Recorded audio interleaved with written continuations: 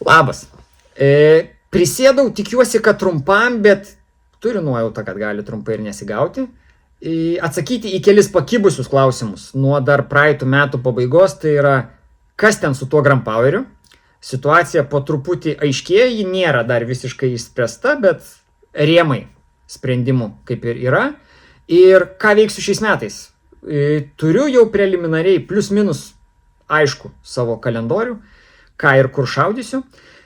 Prieš einant prie šitų temų noriu dar pasakyti, kad tiems, kam įdomu visa šita mano kelionė, subscribinkit mane YouTube, nes su socialiniais tinklais, tai yra Facebook'u ypač, kur keldavau pastoviai nuorodas, turiu labai daug vargo, mano kiekvienas absoliučiai postas yra dabar gauna įspėjimą, puslapis yra neberekomenduojamas pastoviai, žodžiu, algoritmui nepatinka, ką aš darau.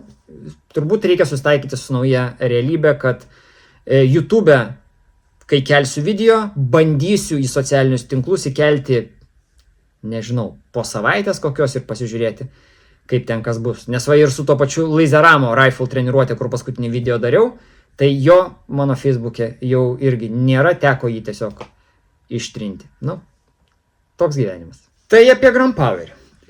Po 12 metų bendradarbiavimo mūsų santykiai pereina į kitą lygį.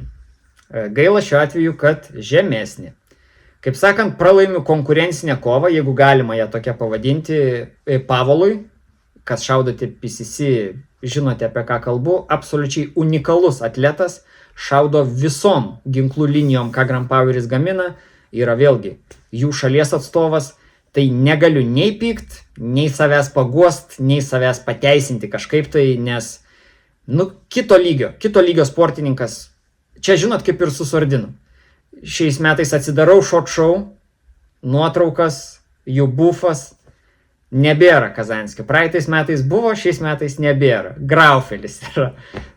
Gerai galvoju, čia, ne man konkuruoti su jais. Dėl dėmesio faktas. Dabar šaudysiu toliau su Grampowerio ginklais.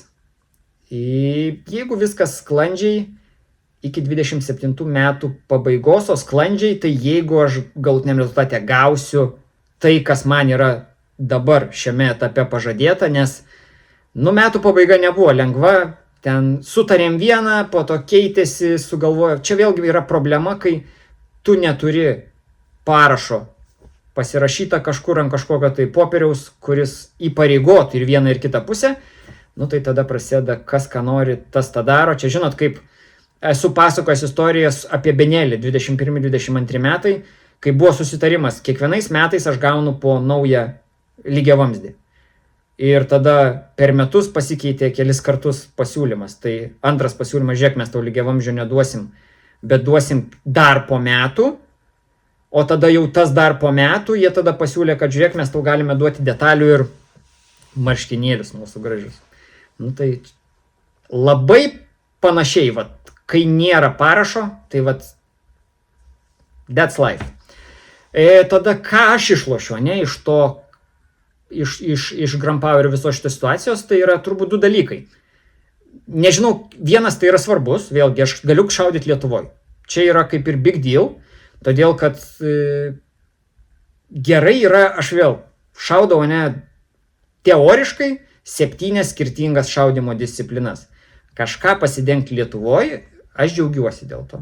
Namo grįžti per, valandą 2 yra daug fainiau negu per 10 ar 12 valandų. Ir tada tuningo dalykus. Galiu su ginklais daryti, ką noriu. Bet dabar su tais visais tobulinimais bandžiausi kelis dalykus. Keli dalykai veikia.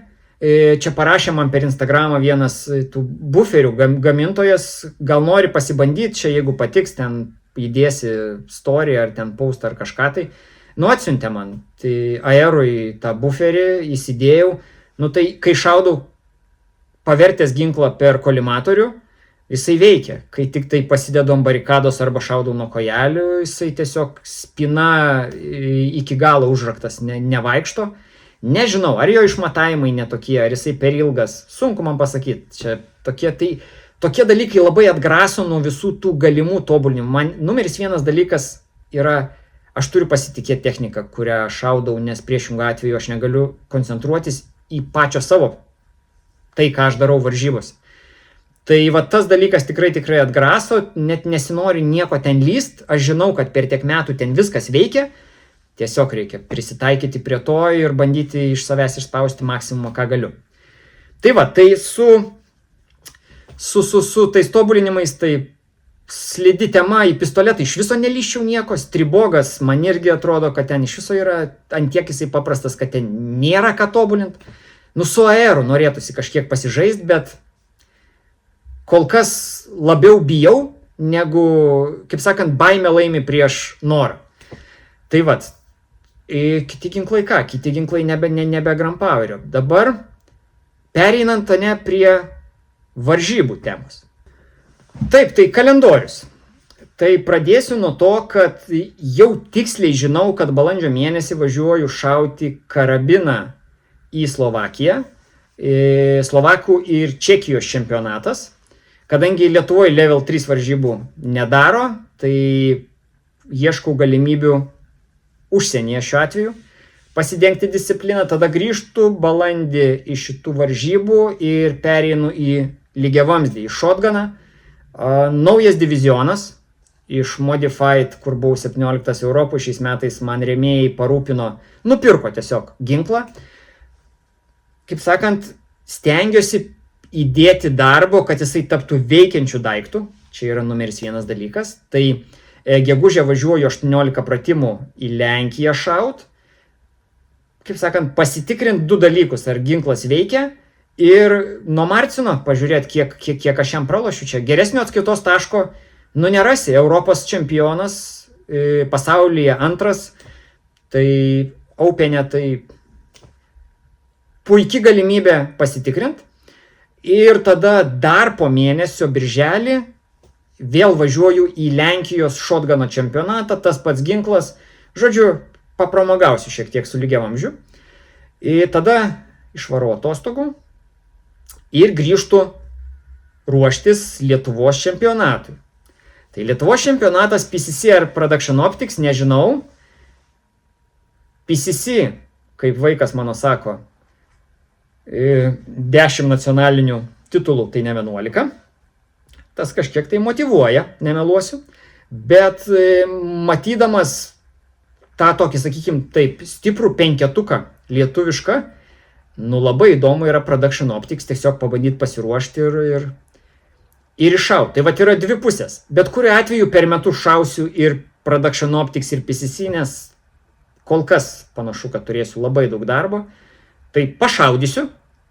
Tikrai tiesiog reikės tas paskutinės savaitės sukoncentruoti labiau ir ten, nežinau, kažkiek tai tūkstančių iššauti per kelias savaitės.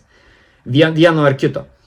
Tai manau, kad paskutinę savaitę informuosiu kažkokią tai formą, ką aš esu galvojau. Tai tada, taip, tai čia Liepos mėnesis Lietuvos čempionatas ir rugpjūtis. Jeigu aš šaunu, pavyzdžiui, PCC Lietuvos čempionatą, rugpjūtį yra level 3 irgi Lietuvoje, vienas variantas. Antras variantas yra Estijos čempionatas. O Estijos čempionatas pistoletų man yra, aš kadangi Estijoje kiekvienais metais turiu ten darbų apsitvarkyti, tai labai taip į temą kelionę būna. Ir vieną nuveiki, ir kitą, ir visi laimingi, visi patenkinti. Tai vat pasižiūrėsim čia. Ir tada, kai pistoletą rugpjūtį išsisprendžiu, rugsėjį, dar nėra paskelbta, bet man elektroninį laišką parašė, kad rugsėjį Liga Sportera Frigano Lenkijos čempionatas. Čia, jeigu shotgunas veikia, aš labai lauksiu. Labai tikrai lauksiu, labai įdomu. Apsikabinėsiu tam rakandais, nesąmonėm visokiom, nežinau, turbūt mano visa įranga svers daugiau negu aš pats sveriu. Žodžiu, turėtų būti labai fainai, labai įdomu, net neabejoju, kad turėsiu labai gerą laiką. Tai šito tikrai laukiu. Dabar kas liko? PCSL Tuganas. Tai PCSL Tuganas taip jau atsitiko, kad kadangi jau viskas sumokėta, apmokėta Slovakijoje varžybos, viskas suplanuota. jie tą pačią datą daro, kaip ir tas čempionatas. Tai PCSL šiek tiek esu demotyvuotas po praeitų metų to pirmo bandymo ir iš karto medalio, nes, man per lengvai. Pas mane taip yra. Jeigu aš per lengvai pasiekiu dalykus, ne visai gal, bet aš prarandu susidomėjimą. Tai plus man prie Vroclavo Kobe klubas, kur organizuoja varžybas, jos tokios yra artimiausios amerikietiškam stiliui, kurį aš matau YouTube'e. Tai vat tas formatas, tai kaip jie jas pateikia, o kadangi jie patys organizatoriai važinėja į Ameriką į didžiausias PCSL varžybas, į Tiugano varžybas, tai jie supranta, jie turi praktinės žinias. Kitų klubų Lenkijoje organizuotus tas PCSL varžybas, man nepatiko. Man kažkaip tai kitaip atrodė, tai vat, jeigu važiuočiau, tai vis dėlto aš važiuočiau prie Vroclavo ir tikrai rekomenduoju, tikrai labai gerai jie viską tenais daro. Tai labai faini tas dalykas. Tai PCSL Tiuganas panašu, kad ne šiais metais, bet ateičiai palieku ir lieka į DPA. Į DPA dabar aš turiu Grandpowerio P1S pistoletą, tai yra pats mažiausias modelis.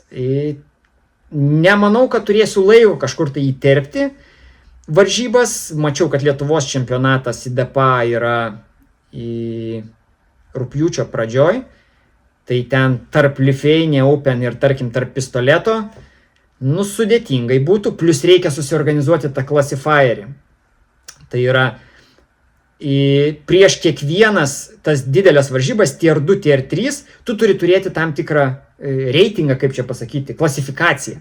Tam tu yra standartiniai pratimai. Ir pas juos yra toksai, dabar aš mačiau, naujas dalykas, 5x5, 25 šūvių klasifieris. Tai ką aš noriu šiais metais padaryti, kai tik tai turėsiu laiko, aš tiesiog iššausiu tokio treniruočių pobūdžio, bet pabandysiu masterclass'e pasiekti ir nufilmuoti viską ir įdėti į YouTube. Tai va čia tokią pramogą savo pasidarysiu, nes kažkada, tai čia 16 metais, kai aš tą pirmą klasifierį šaudžiau, ten buvo visai kitoks formatas, jis labai išplėstas, buvo net neatsimenu kiek šūvių, bet ten buvo nemažai šūvių.